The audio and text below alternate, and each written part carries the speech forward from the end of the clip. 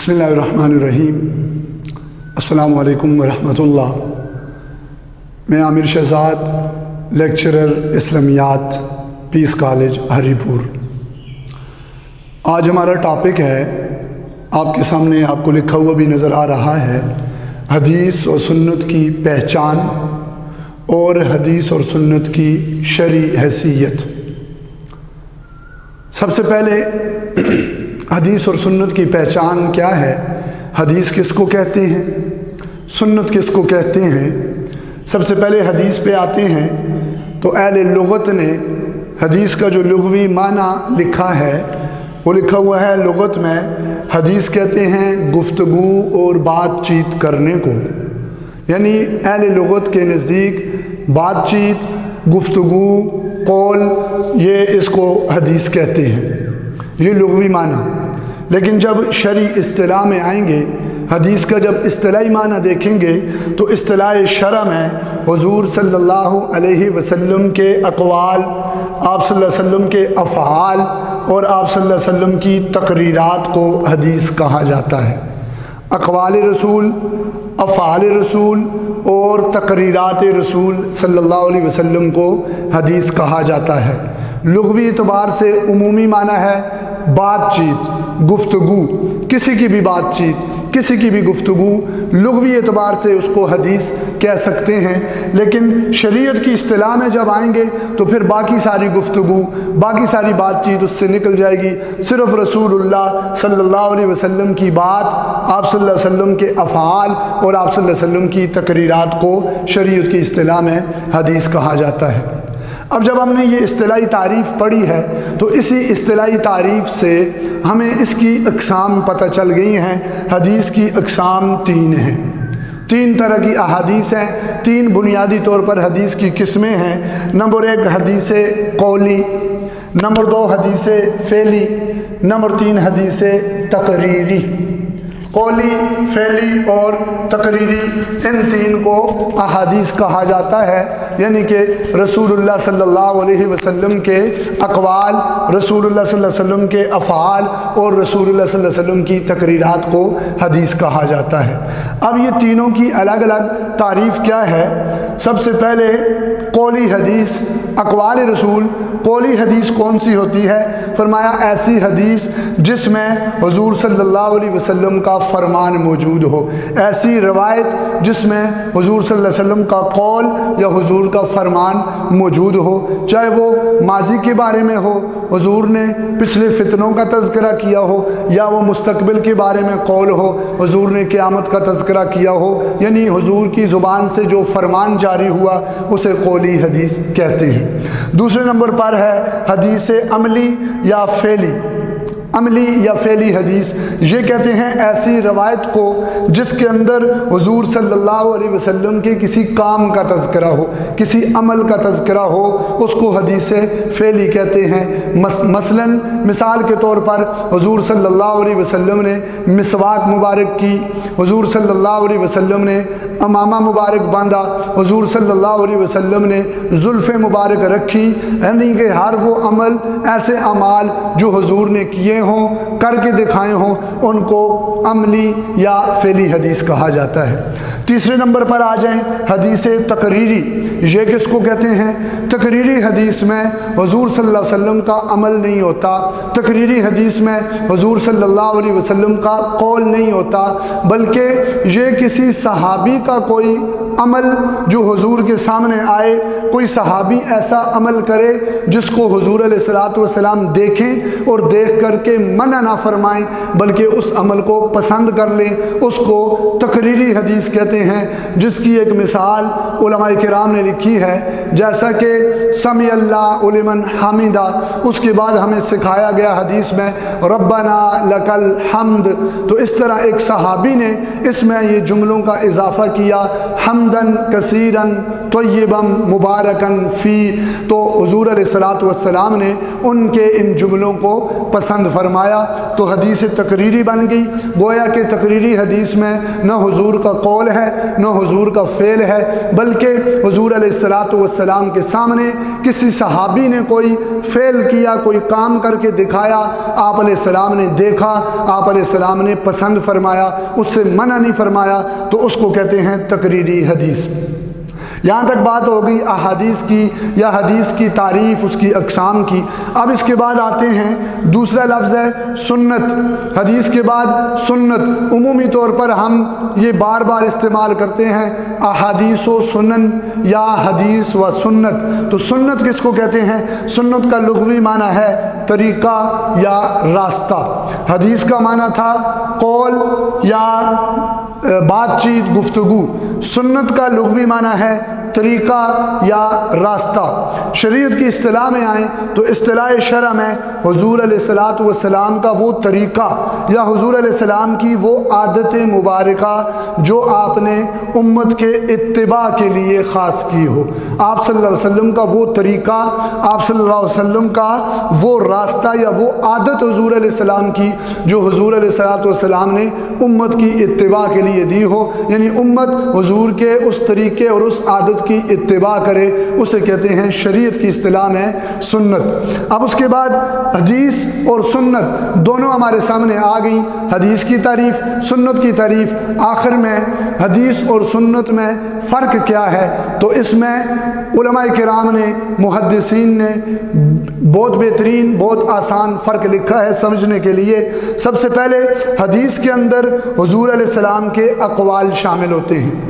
हदीस के अंदर रसूलुल्लाह सल्लल्लाहु अलैहि वसल्लम के अक़वाल शामिल होते हैं, जबकि सुन्नत के अंदर हुज़ूर अलैहिस्सलाम के अफ़आल शामिल होते हैं। यानी और आसान, तमाम हुज़ूर के अक़वाल को हदीस कह सकते हैं और हुज़ूर के तमाम अफ़आल को, तमाम आदतों को सुन्नत कह सकते हैं। इसी तरह और आसान समझाने के लिए हुज़ूर अलैहिस्सलातु वस्सलाम ने जितने हालात बयान किए, हुज़ूर ने जितने वाक़यात बताए, चाहे वो माजी के थे, माजी के अंबिया और उम्मतों के हालात और वाक़यात थे, या वो पुलसिरात और जन्नत, जहन्नम और आखिरत के मुस्तकबिल के हालात और वाक़यात वो जितने भी बताए, उन सब को हम हदीस कहेंगे, वो सारे अहादीस कहलाते हैं। और उसके बरअक्स जिन बातों को हुज़ूर ने हमेशा अख्तियार किया, जो आदतें बनी, हुज़ूर ने आदतन जो काम किए हमेशा अख्तियार किया, उन सारे आमाल को, हुज़ूर की उन आदतों को उम्मत के लिए सुन्नत कहा जाएगा। यानी हुज़ूर के माजी और मुस्तकबिल के हालात की ख़बरें वो अहादीस हैं, और हुज़ूर के आमाल, हुज़ूर की आदतें वो उम्मत के लिए सुन्नत का दर्जा रखती हैं। अब इस बात के बाद, इस फ़र्क के बाद खुलासे के तौर पर दो मुख्तसर फ़र्क हमें जो पता चले। पहला फ़र्क ये पता चला कि हर सुन्नत काबिल अमल होती है, हर सुन्नत काबिल अमल तो होती है, लेकिन हर हदीस काबिल अमल नहीं होती। हर सुन्नत पर, सुन्नत का माना जब तरीक़ा और आदत है, तो हुज़ूर की हर सुन्नत काबिल अमल होती है, उस पर अमल किया जा सकता है, जबकि हर हदीस काबिल अमल नहीं होती। दूसरा और आखिरी फ़र्क ये है कि हर सुन्नत हदीस तो होती है, लेकिन हर हदीस सुन्नत नहीं होती।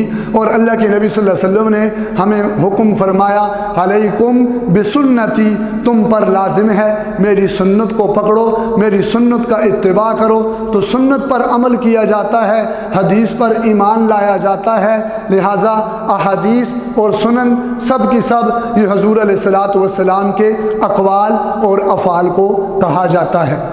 यहाँ तक तो ये तारीफ़ और अक़साम और फ़र्क की बात होगी। अब इसके बाद जो दूसरी इसकी पोजीशन है, इस आज के हमारे सबक की जो दूसरी कड़ी है वो है, अब देखते हैं कि इन हदीस और सुन्नत की शरई हैसियत क्या है, इनका मकाम क्या है। क्योंकि कुछ लोग कहते हैं हमारे लिए किताबुल्लाह काफ़ी है, हमें ना हदीस की ज़रूरत है ना सुन्नत की ज़रूरत है, दीन कुरान मजीद में मुकम्मल बंद है, हमारे पास कुरान مجید جب موجود ہے تو پھر حدیث کی طرف کیوں جائیں، سنتوں کی طرف کیوں جائیں؟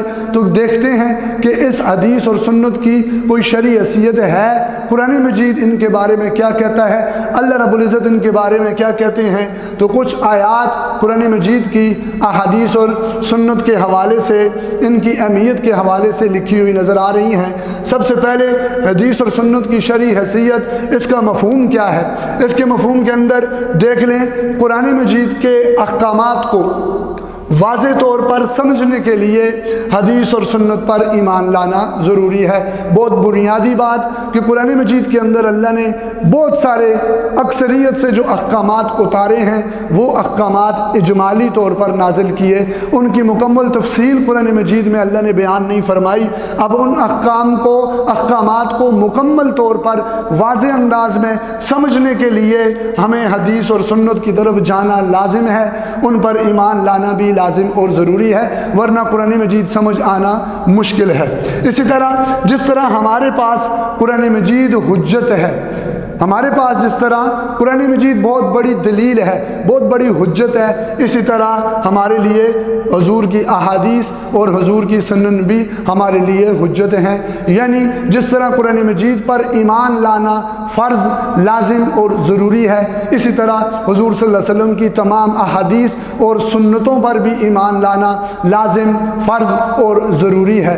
جس طرح قرآن مجید کی آیات کا، احکامات کا انکار کفر ہے، اسی طرح حضور صلی اللہ علیہ وسلم کی کسی بھی ایک سنت، ایک طریقے کا انکار بھی دائرہ اسلام سے خروج اور کفر ہے۔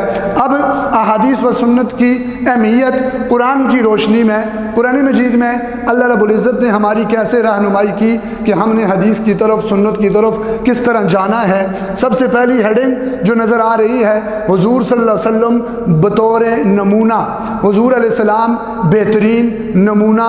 خود قرآن مجید میں اللہ نے فرمایا لَقَدْ كَانَ لَكُمْ فِي رَسُولِ اللَّهِ أُسْوَةٌ حَسَنَةٌ، آیت کریمہ لَقَدْ كَانَ لَكُمْ فِي رَسُولِ اللَّهِ أُسْوَةٌ حَسَنَةٌ، یقیناً حضور صلی اللہ علیہ وسلم کی زندگی تمہارے لیے بہترین نمونہ ہے۔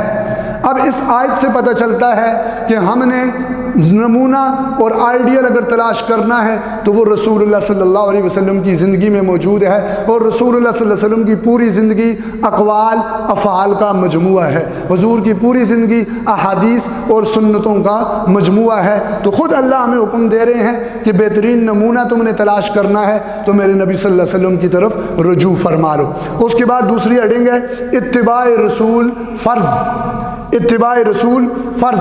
اب اس کے لیے قرآن مجید کی پھر آیت کریمہ اللہ رب العزت فرماتے ہیں یا ایھا الذین آمنوا اطیعوا اللہ و اطیعوا الرسول، اے ایمان والو اللہ کی اطاعت کرو اور اللہ کے رسول کی اطاعت کرو۔